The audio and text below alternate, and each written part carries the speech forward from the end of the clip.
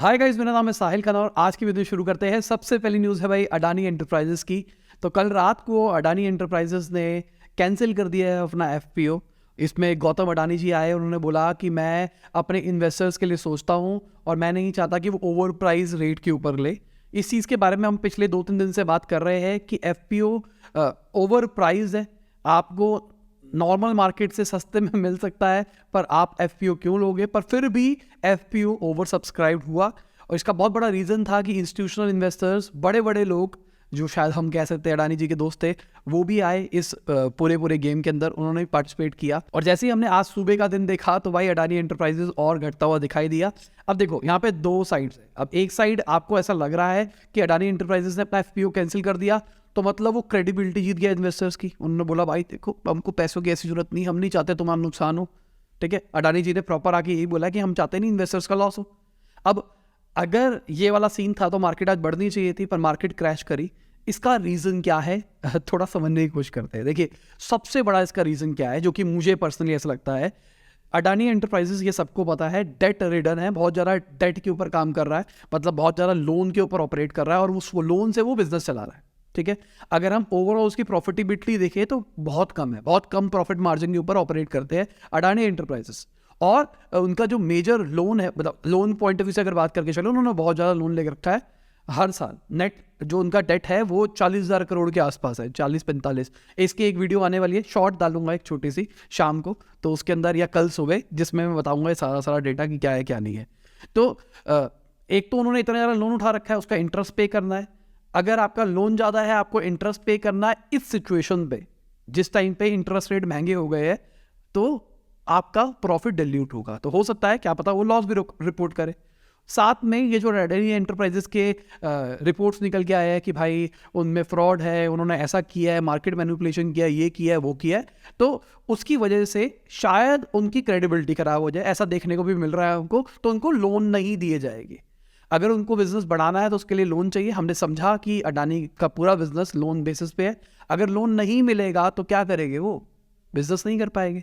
अब उनकी लिक्विडिटी तो है नहीं, मतलब उनके बैंक अकाउंट में इतना पैसा तो नहीं है 40-45 हज़ार करोड़ रुपए को रीपे कर दे। तो अगर बैंक कहे कि भाई मेरा पैसा वापसी करो, तो वो कहां से देंगे? लिक्विडिटी तो है नहीं बिजनेस के अंदर, तो वो अपनी चीजें बेचेंगे, अपना सामान बेचेंगे।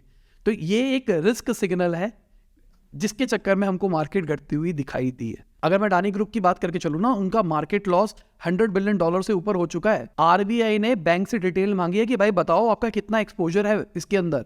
पहले सब बैंक्स कह रहे थे ना, गवर्नमेंट बैंक्स का एक्सपोजर नहीं है, बैंक्स का एक्सपोजर नहीं है, मतलब बैंक्स ने अडानी एंटरप्राइजेस को लोन नहीं दे रखा। तो अगर कल को कुछ कांड होता है तो बैंक्स के ऊपर तो नहीं आए, सारे बाहर वाले बैंकों ने दे रखा है। तो आरबीआई ने सीधा मांगा, भाई बताओ कि कितना आपने दे रखा है। देखो, इस चीज़ का एक बहुत इंपॉर्टेंट चीज़ भी है कि अगर बाई चांस मान के चलते ही अडानी एंटरप्राइजेस फेल होता है या कुछ भी नुकसान होता है, तो जैसे हमने चाइना के अंदर देखा था ना वैसा हम इंडिया के अंदर भी देख सकते हैं कि बैंक्स लॉस में आ जाएगी, बैंक्स का हाल बुरा हो जाएगा, इंडियन इकोनॉमी खराब हो जाएगी। तो ये टाइम बताएगा अगेन कि क्या होगा क्या नहीं होगा। पर मेरे हिसाब से कैश फ्लो को देखते हुए पैसा दिया जाता है, ना कि मार्केट को देखते हुए। ऑल्दो जो प्लेज किया गया है अडानी एंटरप्राइजेस ने, जो अडानी पूरे ग्रुप ने जो प्लेज किया है, वो अपने शेयर किया है गौतम अडानी जी ने। मतलब मेरे शेयर का प्राइस 100 रुपये है, तुम मुझे उस 20 करोड़ रुपए का, 30 करोड़ रुपए का, शायद 2.5x या 3x का मल्टीपल होता है, तो मुझे 25 लाख रुपए का, मतलब 25 रुपए का या 30 रुपए का लोन दे दो 100 रुपए के ऊपर। पर इनके प्राइजेस इतने ज़्यादा घट गए, इस चक्कर में उनकी प्लेजिंग बढ़ती चली जाएगी। अब कई बैंक्स ऐसे कहेंगे कि भाई तुम्हारा इतना ज़्यादा घटता है, हम प्लेजिंग का रिस्क नहीं लेंगे तुम्हारे साथ में। पर दूसरी साइड ऑफ स्टोरी भी है जो कि शायद हम नहीं समझ पा रहे। देखो, शेयर मार्केट इज अ दूसरी चीज़, बिजनेस इज अ दूसरी चीज़। अब बिजनेस क्या है क्या नहीं है, अब उसके बारे में हम बात नहीं कर रहे हैं। हम बात कर रहे हैं शेयर मार्केट में प्राइसेस घट गए होंगे, ओवर वैल्यूड है, नो डाउट, बहुत ज़्यादा अभी भी है अडानी ग्रुप पूरा। तो ओवर वैल्यूएशन की बात नहीं कर रहा हूं मैं, पर मैं बिजनेस की बात करके चल रहा हूं। अगर हम अडानी पोर्ट्स की बात करके चले तो भाई वो राजा है पोर्ट्स की दुनिया के अंदर, इंडिया के अंदर अगर देखा जाए। अगर हम अडानी के ऐसे बिजनेस की बात करके चले ना, अगर हम एयरपोर्ट्स की बात करके चले, तो एयरपोर्ट्स के काम कर रहे हैं। अब उसके अगेंस्ट उन्होंने लोन लिया है, पर काम तो चल रहा है ना गवर्नमेंट का।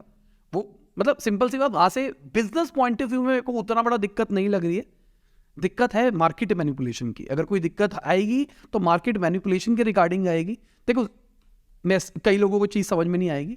मुझे बिजनेस करना है, मेरे को बिजनेस करने के लिए 1 लाख रुपए की जरूरत है। तो मैं क्या किया, मैं बैंक के पास में गया, बैंक ने कहा भाई मैं नहीं दे सकता, या बैंक ने कहा कि भाई मैं दे सकता हूँ पर मैं 18% पे दूंगा। मैं कहा मैं नहीं दे रहा। मैं प्राइवेट लोगों के पास गया, उन्होंने भी नहीं दिया मुझे। मैं गया अपने रिश्तेदारों के पास, उन्होंने भी दिया। तो मैं अगर चाहूँ तो मैं मार्केट से पैसा रेज कर सकता हूँ, इसको हम आईपीओ कहते हैं। तो बेसिकली आईपीओ जर्नली यूज किया जाता था जब आपको फंड्स की रिक्वायरमेंट होती थी, मार्केट से पैसा रेज करते थे और उसको अपने बिजनेस में लगा के ग्रो करते थे। तो अडानी एंटरप्राइजेस ने अभी जो 20,000 करोड़ रुपया रेस करना था वो अपने बिजनेस का लोन चुकाने के लिए करना था, क्योंकि इस टाइम पे लोन हो गया महंगा, ठीक है। तो वो उस लोन को चुकाने के लिए ये चीज कर रहे थे, पर इससे इनका बिजनेस मॉडल नहीं खराब हो रहा था ना। सिंपल सी बात क्या होगा, इनकी प्रॉफिटेबिलिटी कम हो जाएगी, हो सकता है ये लॉस भी रिपोर्ट करे, पर इसका मतलब ये नहीं है कि बिजनेस खत्म हो जाएगा। बिजनेस तो ठीक है ना, अगर उसकी वैल्यू की बात करके चले वो मैनिपुलेटेड है, ठीक है। मैनिपुलेटेड है ऐसा एलिगेशन है, मैं नहीं बोल रहा हूं, पर ओवर प्राइस है नो डाउट, ये तो 100% श्योर है। अब मैं अगर ऑपोजिशन पार्टीज की बात करके चलूं तो उन्होंने बोला सुप्रीम कोर्ट को भाई इसके ऊपर प्रोहिबिशन बिठाना चाहिए, देखना चाहिए क्या हो रहा है क्या नहीं हो रहा है इसके अंदर। अगर मैं गवर्नमेंट की बात करके चलूं तो उन्होंने बोला अडानी ग्रुप के जो भी लॉसेज है हम उसके ऊपर कुछ भी अपना स्टेटमेंट नहीं दे रहे थे, क्योंकि किसी कंपनी में क्या चल रहा है इसके ऊपर हम कुछ नहीं बोलते हैं। सिटी ग्रुप की बात करके चले तो उन्होंने मार्जिनल लोन्स बंद कर दिए हैं अडानी सिक्योरिटीज के अगेंस्ट, मतलब वो जो मैं आपको बता रहा हूं अपनी इक्विटी को प्लेज करके पैसा लेना वो रोक रहे हैं। भाई ऐसा काम नहीं चलेगा। अगर मैं आम आदमी पार्टी के एमपी की बात करके चलूं तो उन्होंने बुलाया है कि भाई अडानी जी का पासपोर्ट जब्त कर लो, क्योंकि अभी तक हमने देखा है जब भी ऐसा कुछ सीन होते हैं तो लोग भाग जाते हैं, लोन नहीं चुका पाते तो भाग जाते हैं। पर अगेन मुझे लगता है कि ऐसा कुछ नहीं होगा जितना हम सोच रहे हैं। मार्केट में लिक्विडिटी नहीं है उनके पास में, तो उनको अपनी एसेट शायद बेचनी पड़ सकती है। अगर ऐसा सीन होता है, बैंक कहता है भाई पैसे वापसी करो, तो बाकी उतना बड़ा फर्क नहीं पड़ेगा, बाकी टाइम बताएगा क्या होगा क्या नहीं होगा। अब थोड़ा सा बजट के बारे में बात कर लेते हैं। कल हमने बात करी बजट के बारे में, पर कुछ चीज़ें मिस हो गई। सबसे पहली चीज़ थी भाई इनकम टैक्स वाला जो स्लैब था, उसके अंदर मैंने पूछा था कि भाई ये सारे लाइफ इंश्योरेंस के प्राइसेस क्यों घटे, क्योंकि गवर्नमेंट ने जो निकाला है ना उसमें इंश्योरेंस फ्रेंडली बजट नहीं था, इंश्योरेंस कंपनी फ्रेंडली ये बजट नहीं था। उन्होंने कहा है जो 5 लाख से ऊपर की प्रीमियम वाली पॉलिसीज है लाइफ इंश्योरेंस की वो टैक्सेबल रहेगी। मैच्योरिटी मतलब अगर कोई मर जाता है और उसने इंश्योरेंस ले रखा है तो वो मैच्योरिटी की कोई टेंशन नहीं है, मैच्योरिटी के ऊपर नहीं लगेगा पर बाकी के ऊपर लगेगा। अगली खबर, जो सबवे के लेट को फाउंडर है उन्होंने अपनी 50% जो सबवे की इक्विटी थी उसको चैरिटी में डोनेट कर दिया है। अभी कुछ टाइम पहले ही खबरें निकल के आई थी कि सबवे अपनी कंपनी को कुछ बेचना चाहता है, $10 बिलियन की वैल्यूएशन लगाई गई थी। अब उनके पास कितने थे उसका 50% इज अ बहुत बड़ी थिंग। अगली खबर बैकमैन फ्राइड की है जो कि FTX के को फाउंडर थे। इनके ऊपर एलिगेशन है कि इन्होंने फ्रॉड किया है क्रिप्टो का, अभी तक का सबसे बड़ा क्रिप्टो का फ्रॉड किया है। तो उनको अपने एम्प्लॉयज से बात करने के लिए भी रोक दिया गया है कि कहीं मैनिपुलेशन ना कर दिया जाए। अगली खबर Pinterest की है, तो उन्होंने 150 एम्प्लॉयज को निकाला है। अगर मैं ईवी मेकर रिवियन की बात करके चलूं तो उन्होंने भी 6% अपनी वर्कफोर्स को निकाला है। अब टेस्ला की अगर हम बात करके चले तो जो उनके बोर्ड है उन्होंने बोला है कि भाई हमारा कोई ऑब्लिगेशन नहीं था कि एलॉन मस्क क्या रिस्पॉन्ड करते हैं क्या रिस्पॉन्ड नहीं करते। ये पिछली 5-6 न्यूज से मैं बात कर रहा हूँ, क्योंकि एलॉन मस्क अभी कोर्ट में है, उनकी सुनवाई चल रही है और बाकी लोगों को भी बुलाया जा रहा है कि उन्होंने ट्वीट कैसे कर दिया कि मैं टेस्ला को प्राइवेट लेके जा रहा हूं। तो उन्होंने तो अपनी तरफ से कह दिया था भाई मेरे पास फंड्स थे, मैं तो लेके जाना चाहता था पर जो मार्केट प्राइस था वो ऊपर था इसलिए मैंने नहीं किया। अब बोर्ड का कहना है भाई हमने कोई ऑब्लिगेशन थोड़ा ली है, एलॉन मस्क क्या करते हैं क्या नहीं करते। अगली खबर, इंडिया के अंदर प्राइवेट इक्विटी और वेंचर कैपिटलिस्ट की जो फंडिंग आई है ना वो लो रही है जनवरी के अंदर, 63 मंथ्स लो। तो भाई पैसा सूखता हुआ दिखाई दे रहा है और हमने ऑलमोस्ट 6-8 महीने से बात कर रहे हैं कि अब धीरे धीरे पैसा सूखता चला जाएगा और दिस इज स्टार्टिंग, ये मान के चलो। और जब पैसा सूखा है ना इसका मतलब ये भी है नौकरियां भी जाने की भी स्टार्टिंग हुई है। अभी हम जो न्यूज़ देख रहे हैं वो बड़ी बड़ी कंपनीज की देख रहे हैं, Pinterest वगैरह वगैरह जिनके पास पहले से फंड था।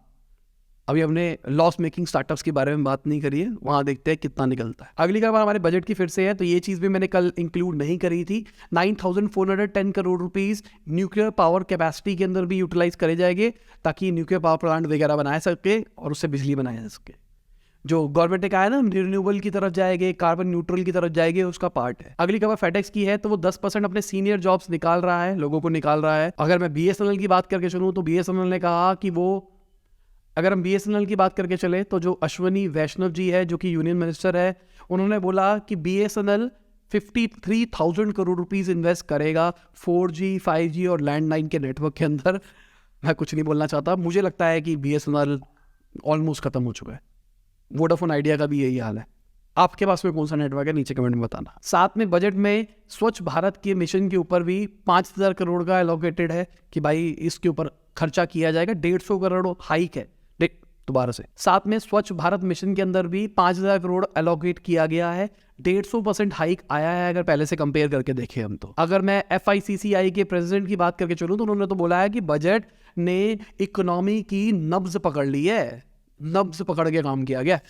पर मैं कुछ नहीं कहना चाहूँगा। एक चीज़ बहुत अच्छी थी बजट के अंदर, कैपिटल एक्सपेंडिचर किया जा रहा है और मिडिल क्लास के लिए बेनिफिशियल है। इनकम टैक्स स्लैब्स खत्म हो जाएगी, ठीक है, उनको इनकम टैक्स नहीं देना पड़ेगा। पर इसके लॉन्ग टर्म इफेक्ट्स क्या रहेंगे, सही है नहीं है, वो मैं मतलब सिंपल सी बात, मैं इतना बड़ा इकोनॉमिस्ट नहीं हूँ कि मैं आपको एक्जैक्टली बता सकूँ भाई ये कमी है हुआ। बस मुझे ये पता है किसने क्या अच्छा बोला, किसने क्या नेगेटिव बोला। साथ में गवर्नमेंट ने 30,000 करोड़ रुपया एलोकेट भी किया है अपने बजट के अंदर फ्यूल प्राइसेस को होल्ड करने के लिए, जो लॉसेस हुआ है ना ऑयल कंपनीज को, उसको फुलफिल करने के लिए। अगली खबर, एक्स नीति आयोग के जो VC है उन्होंने बोला इंडिया 3rd लार्जेस्ट इकोनॉमी बन जाएगी फाइनेंशियल ईयर 28 तक। बहुत अच्छी चीज़ है अगर ऐसा होता हुआ हमको दिखाई देता है तो। अगली खबर मेटा की है, जो पहले फेसबुक कहलाया जाता था, उसके शेयर्स 20% बढ़ते हुए दिखाई दिए। कॉस्ट कटिंग कर रहे हैं वो और अपने $40 बिलियन के स्टॉक्स को भी बायबैक कर रहे हैं। और ये मुझे भी लग रहा था, ये मैंने वीडियो भी बनाई थी इसके ऊपर, मुझे लगता है कि मेटा के शेयर्स अंडर वैल्यूड है, लिए जा सकते हैं।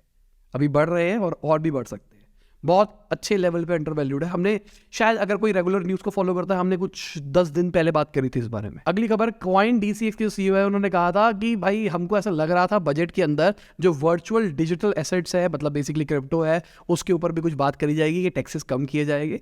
पर गवर्नमेंट ने क्लियर कर दिया है कि भाई हम पैसे कम नहीं करने वाले, पैसा पूरा देना पड़ेगा आपको। गवर्नमेंट मेरे को तो इस चीज़ में बहुत ज़्यादा स्ट्रिक्ट लग रही है कि अब क्रिप्टो का अंत करेगी। अगली खबर ये मार्केट की है, तो आप देख सकते हैं टॉप गेनर्स कौन रहा है, टॉप लूजर्स कौन रहे हैं। अडानी एंटरप्राइजेस का बैंड बजा हुआ है, अडानी पोर्ट्स का भी बैंड बजा पड़ा है, और क्या क्या बढ़ा है और निफ्टी कैसा रहा है, सब कुछ कैसा रहा है, ये हम NSE का डेटा लेते हैं, खुद से नहीं बनाते हैं डेटा, ठीक है, उनकी साइट से उठाते हैं डेटा, जो भी डेटा होता है वो डाल देते हैं। और इसी के साथ आज की बिजनेस न्यूज़ खत्म होती है। उम्मीद करता हूं आपको मजा होगा। लाइक कर देना, शेयर कर देना, कमेंट बताना वीडियो कैसी लगी। बाय, गुड नाइट, शब खुदा हाफिज़, गुड मॉर्निंग आफ्टरनून, जब भी आप वीडियो देख रहे हैं। जय हिंद, वंदे मातरम। और अभी थोड़ी जल्दी आ गई शायद, क्योंकि आज मैं DTU जा रहा हूँ, इवेंट है तो वहाँ पे जा रहे हैं, तो वहाँ बुलाया हुआ है। कई लोगों की कमेंट आती है आप हमारे कॉलेज आ रहे हो, हाँ तुम्हारे कॉलेज आ चुका हूँ जब तुम ये वीडियो देख रहे होगे।